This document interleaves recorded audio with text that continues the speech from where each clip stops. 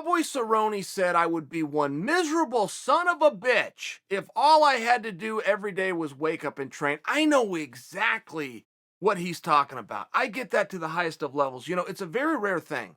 And you will have many coaches. I used to live at the Olympic Training Center. This was a big theory at the Olympic Training Center. You do nothing else but this sport. And the coaches who shared this opinion would all come back to the same analogy. And I heard this many times. I heard the gymnastics coaches saying it, the wrestling coaches all said it to us. I've heard the boxing coach, the weightlifting coaches, all the different disciplines that were practiced there. I heard this so many times where coaches would sit an athlete down and say, "You have your entire life to work, but you only have this small window to do this sport. So focus everything into the sport." And there's something about that statement that seems very powerful and also very logical. And it won a lot of people over. Now, I won't tell you which way to go. You decide that. But I don't think it's very realistic. I just don't. I mean, here, let me give you an example.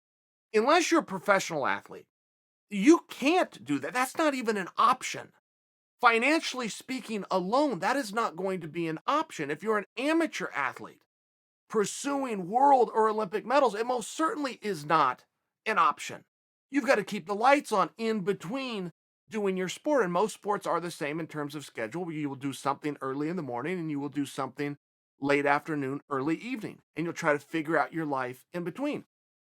And for some athletes, I mean, let's just say, take the coaches who I heard personally say many, many times to their athletes, you cannot be great at this. You cannot make it to the highest points unless this is all you do. That's a really tough concept because they're not saying spend 10 of your awake hours in the gym doing it. They're not saying that at all. They're saying come in the morning, go home and rest and recover. Rest and recovery was such a big part of it. Then come back in the afternoon, early evening, full of energy, give it your all. That was the message. When you kind of scratching your head going, what's the difference if I'm sitting at home on my couch, resting and recovering, or if I'm sitting in an office somewhere, just by example? And I always thought it was important in the message to not make it and not make it so clear that you cannot succeed unless you have this, because some athletes can't do that. What if you're Matt Lindland and you have a kid when you're 21 years old? Oh, and by the way, you're married. Oh, and by the way, you have another child when you're 23 years old. I mean, just to use Matt by example, for Matt to sit home on his butt in between work, that just wasn't going to happen. People were going to starve, quite literally. And I look at other great athletes that I admire.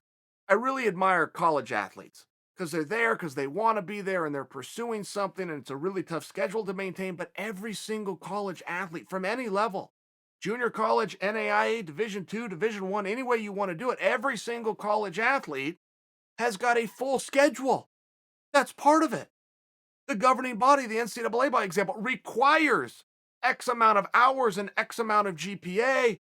Some schools require community service. You've got a travel schedule, not to mention you're enjoying college. You've got some kind of a social life and you got a football game to be at on Saturday. I mean, just by example, people are usually juggling a lot and they're doing a whole lot of things.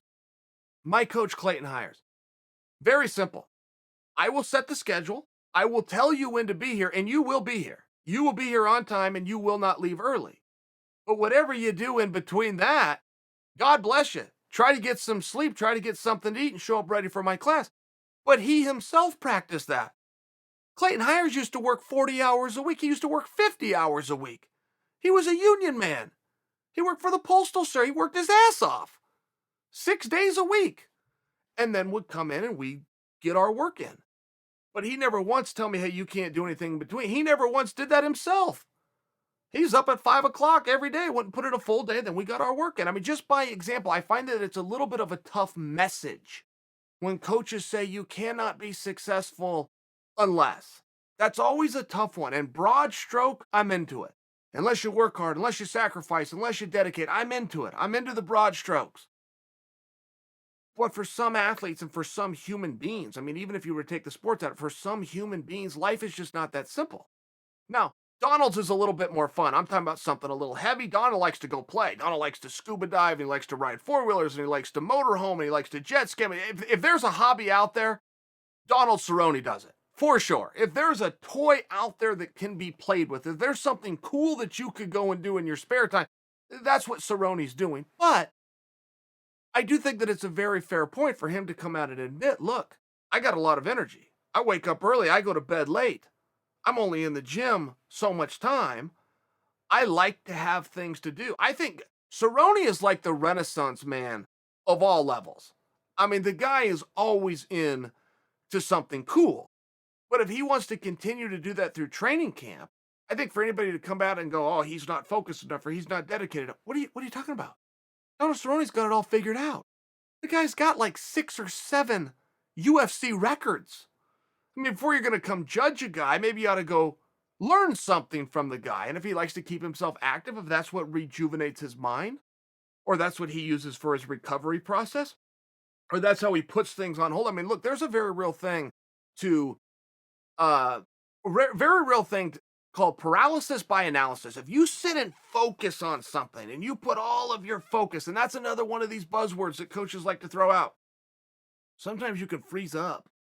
If Donald likes to stay loose and this is how he gets himself ready and gets his mind ready to go through the training and go through the schedule and go through the preparation and the weight cut and everything else that comes into an incredibly hard career to be involved in the first place, let alone his career, which is record setting, I think there's something to be learned there as opposed to critiqued.